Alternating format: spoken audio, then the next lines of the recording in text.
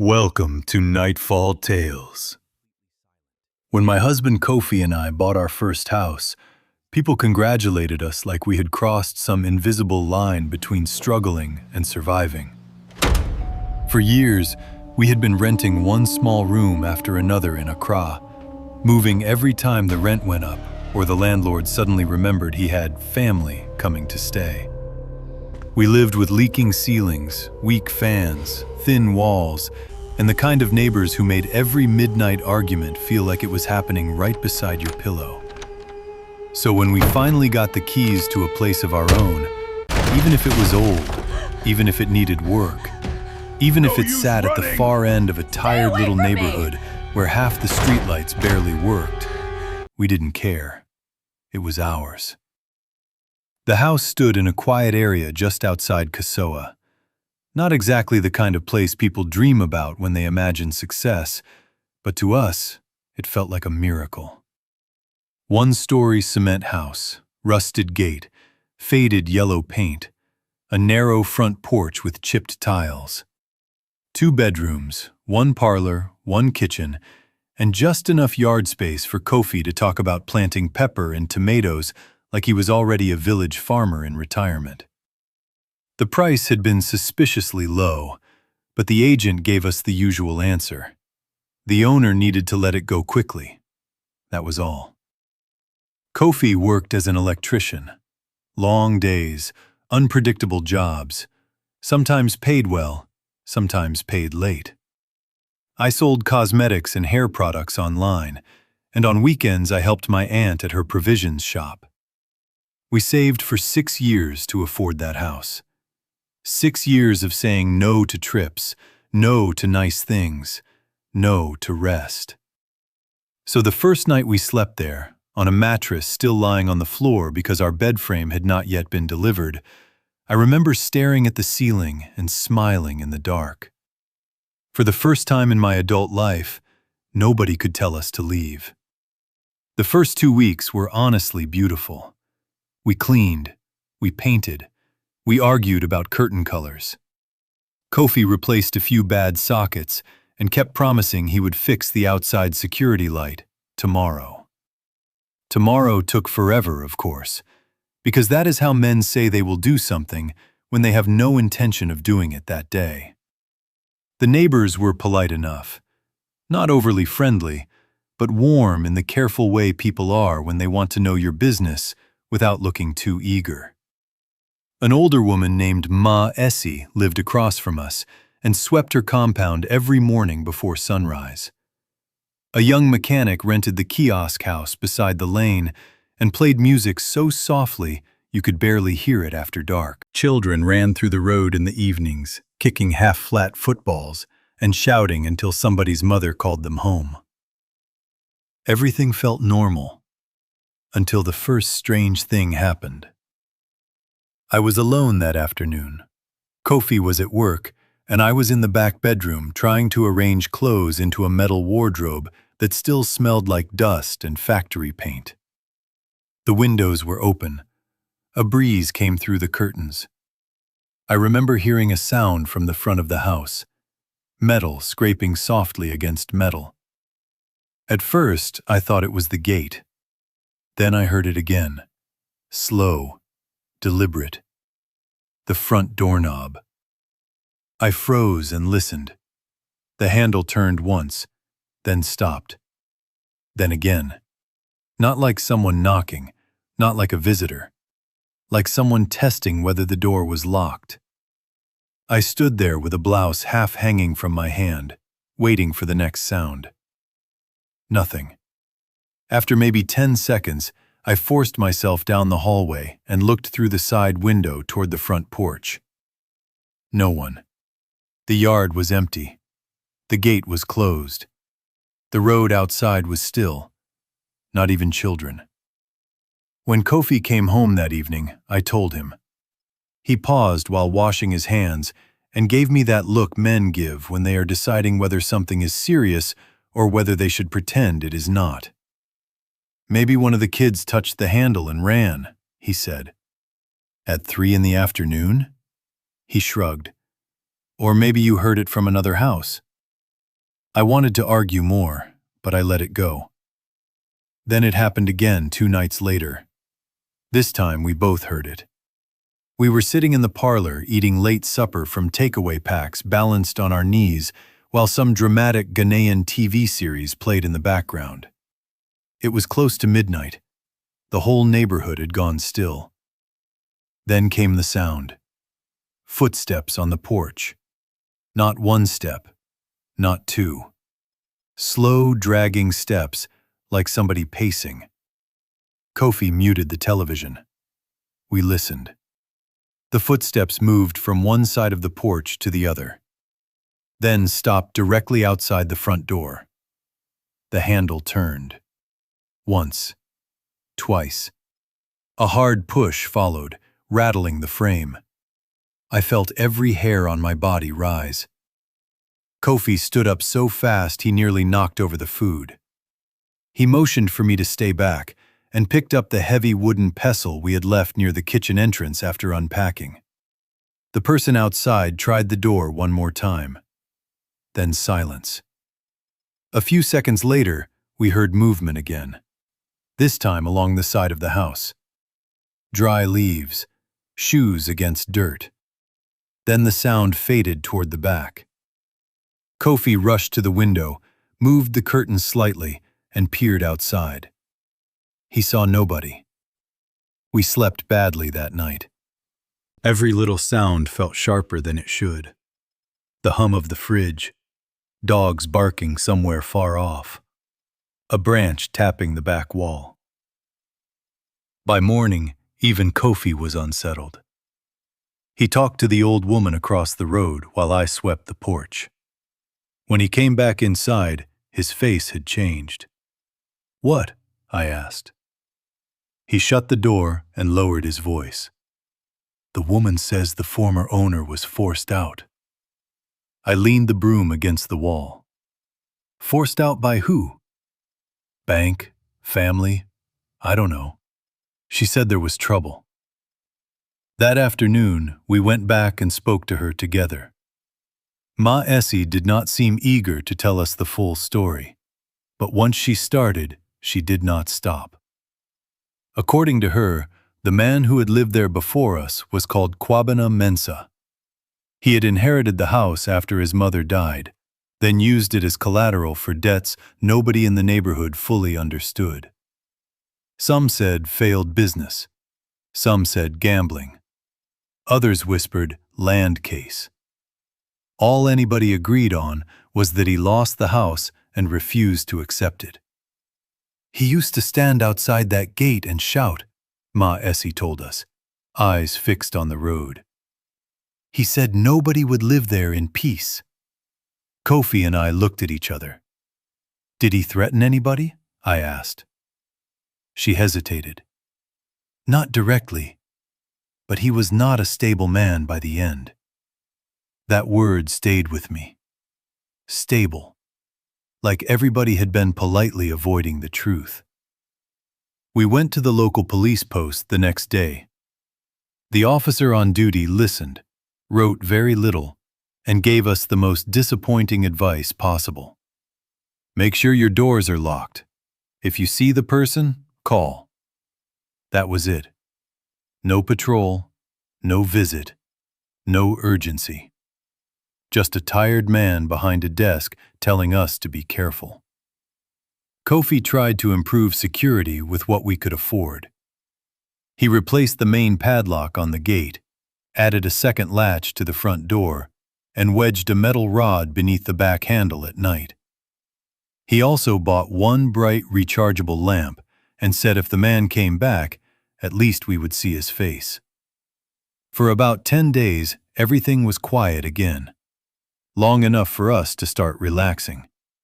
Long enough to believe maybe the fear had passed. Then, one Saturday evening, we returned from town and found our front gate wide open.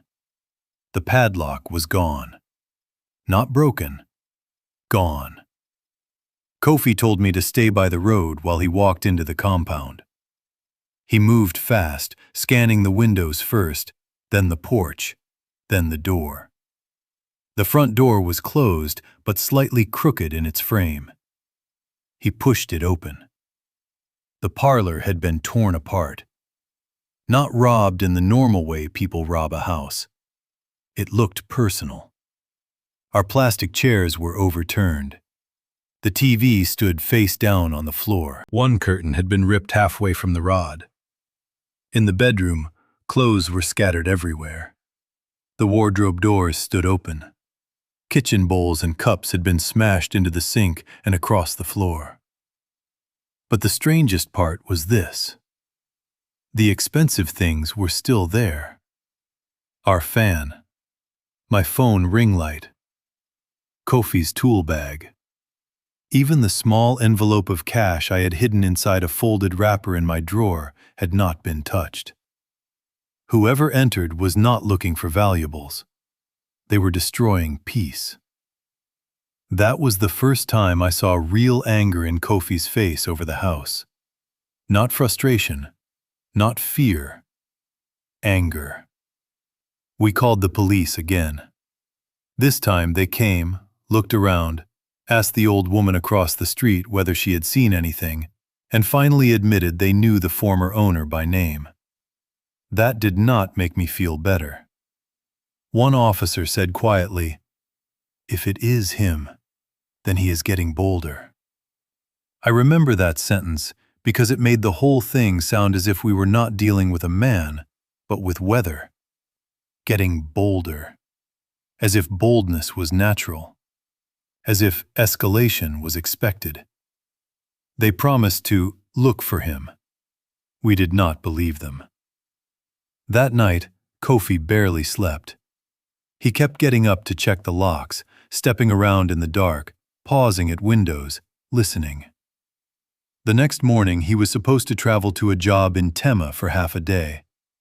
He wanted to stay home, but we needed the money. We had already spent more than planned replacing the lock, fixing the door, and cleaning up the damage. "I will be back before afternoon," he told me. "I can go to my aunt's place," I said. He looked relieved for half a second, then checked the time. "By the time I drop you and still reach the job," he did not finish. We both knew he was calculating fuel, traffic, lateness, and money all at once. "I'll be fine," I said, even though I didn't feel fine. He stood in the doorway adjusting his work belt. "Keep your phone near you. Lock the front door. Lock the back door. Don't open for anybody." "I know." "If anything feels wrong, call me first, then call the police." I nodded. He kissed my forehead and left.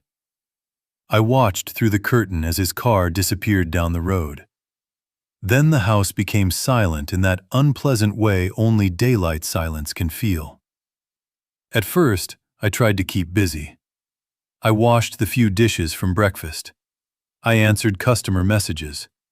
I arranged inventory on the table. Around 11, I even laughed at myself for being so tense. By noon, the heat had thickened the whole house. I closed the curtains halfway to keep the rooms cool and took my phone into the bedroom with me. I was not sleeping exactly, just lying down. That is when I heard the gate. A metal groan. Slow, like someone opening it carefully. I sat up immediately. No children were outside shouting. No vendors calling.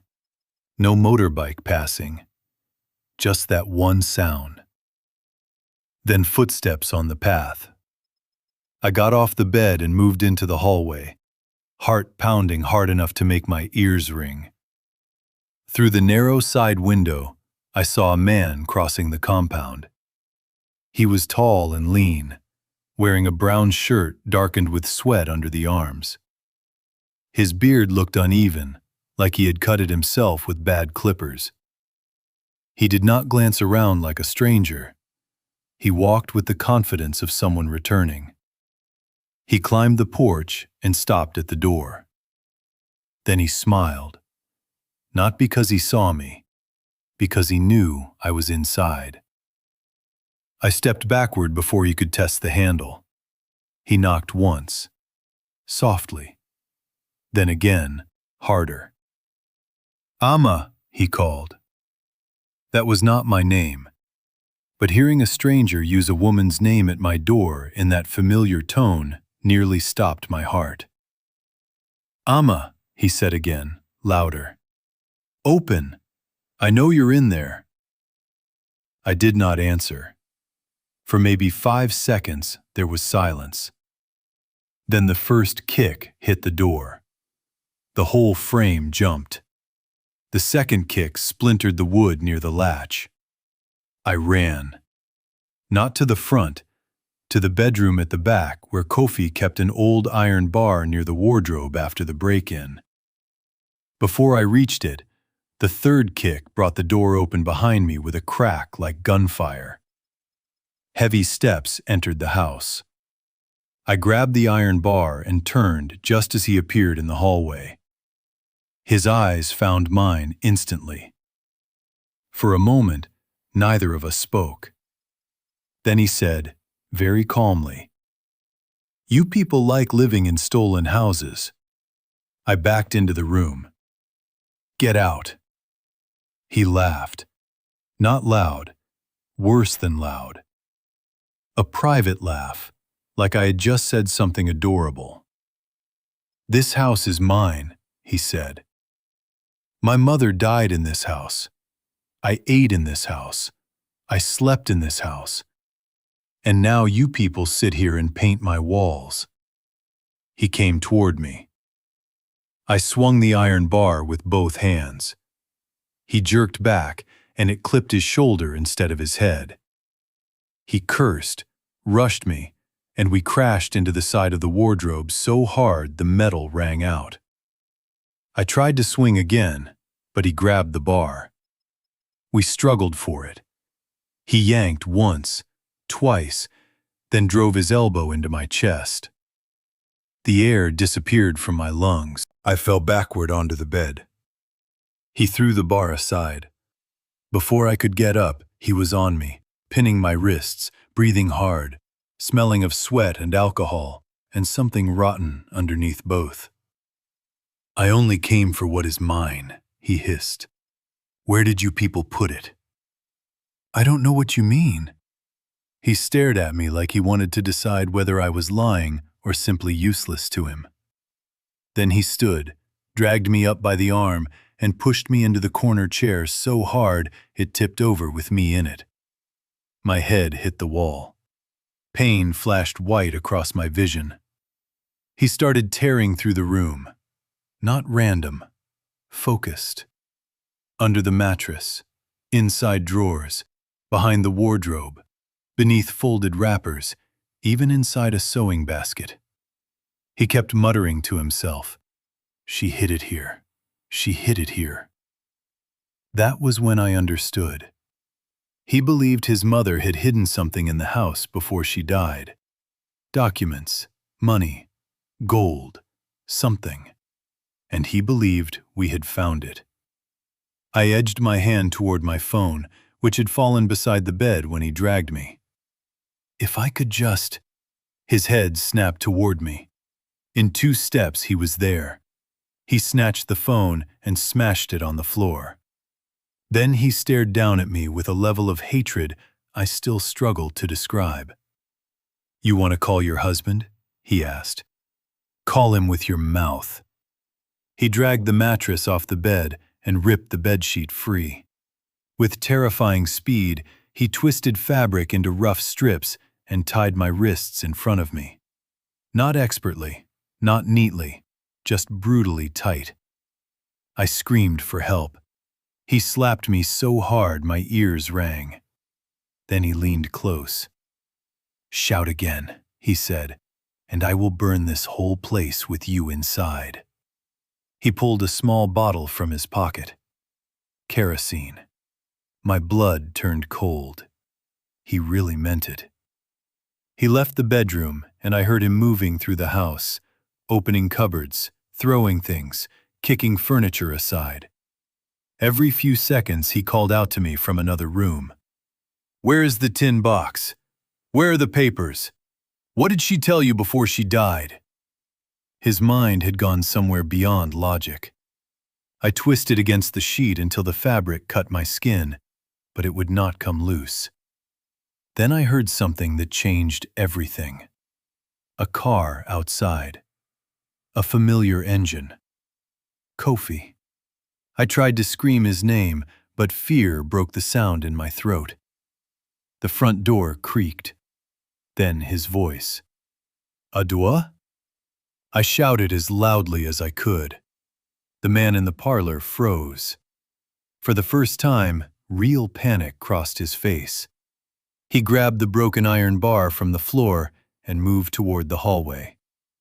And then Kofi saw him. I should tell you now that my husband is not a violent man. He is stubborn. He is proud. He can be annoyingly calm in moments when I want panic and speed from him. But every man has some hidden place inside himself that opens only once. He told me later that the second he stepped into that destroyed parlor and heard my voice from the bedroom, something in him went cold. Not hot. Cold. He dropped the food he had brought home for us and ran down the hallway just as the man charged out with the iron bar raised. The first swing missed Kofi's head by inches and smashed into the wall. Kofi drove straight into him with both shoulders, and the two of them crashed into the doorway hard enough to splinter the remaining frame. The iron bar clanged away. They went down fighting. Not movie fighting, not clean fighting. House fighting. Close. Ugly. Desperate. The former owner clawed and punched like a man who had already lost too much to stop.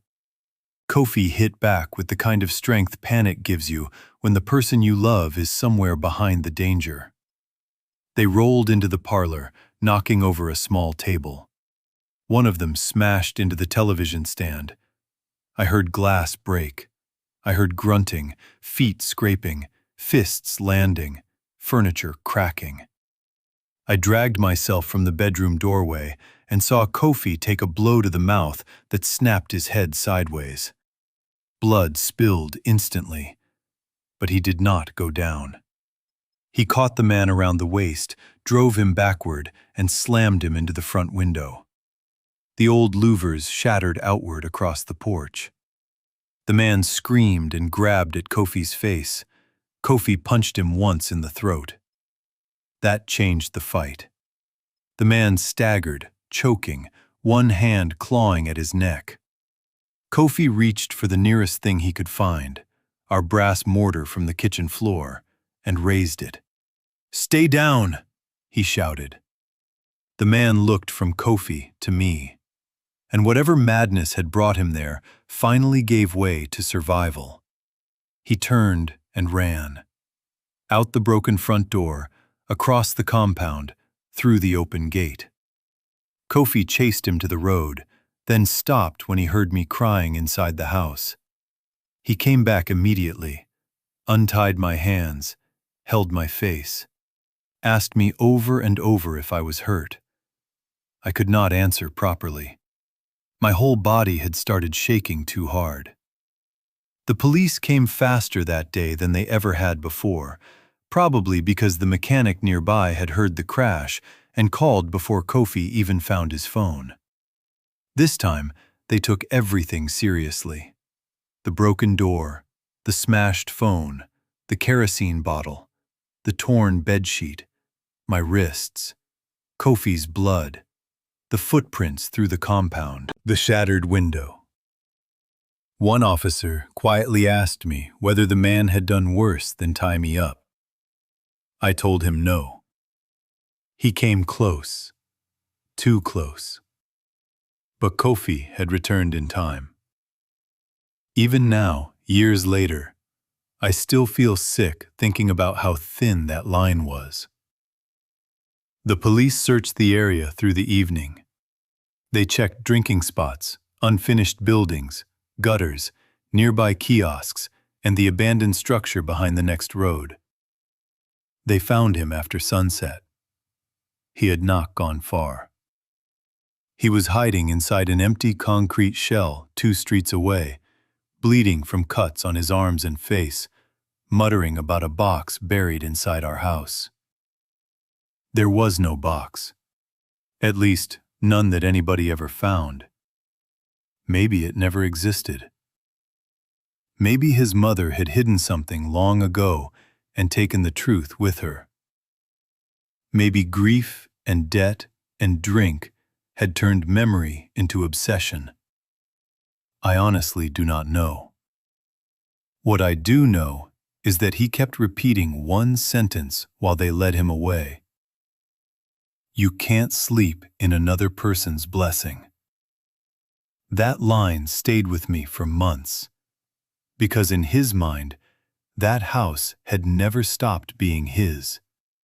Not legally, not emotionally, not spiritually. And maybe that was the real horror. Not that he was evil in the simple way stories like to make men evil, but that he had let losing one thing hollow him out until everybody who touched it became an enemy. We did not sleep there for a week after that. My aunt took me in. Kofi stayed with his cousin. We repaired the locks, replaced the window, installed metal burglary bars, and mounted 2 bright motion lights outside. Every last Sadie we had went into making that house harder to enter. For a while, I hated going back. The parlor felt different. The hallway felt narrower. The bedroom felt poisoned. Even daylight made me uneasy. But slowly, piece by piece, the fear loosened. Fresh paint covered the damaged walls. New curtains replaced the torn ones. The broken chair was thrown out. The mattress was changed. The old front door was replaced with a heavier one Kofi swore no one would kick down twice. Months later, Mama Essie told us the man had been transferred for psychiatric evaluation after attacking another detainee in custody. She said it softly, like gossip mixed with pity. I did not feel pity then. Maybe a little now, but not then. Back then, all I felt was gratitude. Gratitude that Kofi came home early. Gratitude that I heard the gate in time. Gratitude that the man wanted a hidden box more than he wanted anything worse. And gratitude that our first house, our hard-earned, patched-up, far from perfect little house, did not become the place where my story ended. People always talk about buying your first home like it is the beginning of safety. A door, a key, a wall between you and the world. But sometimes all buying a house really means is inheriting whatever pain lived there before you. And if that pain still has legs, it may one day walk right back through the gate.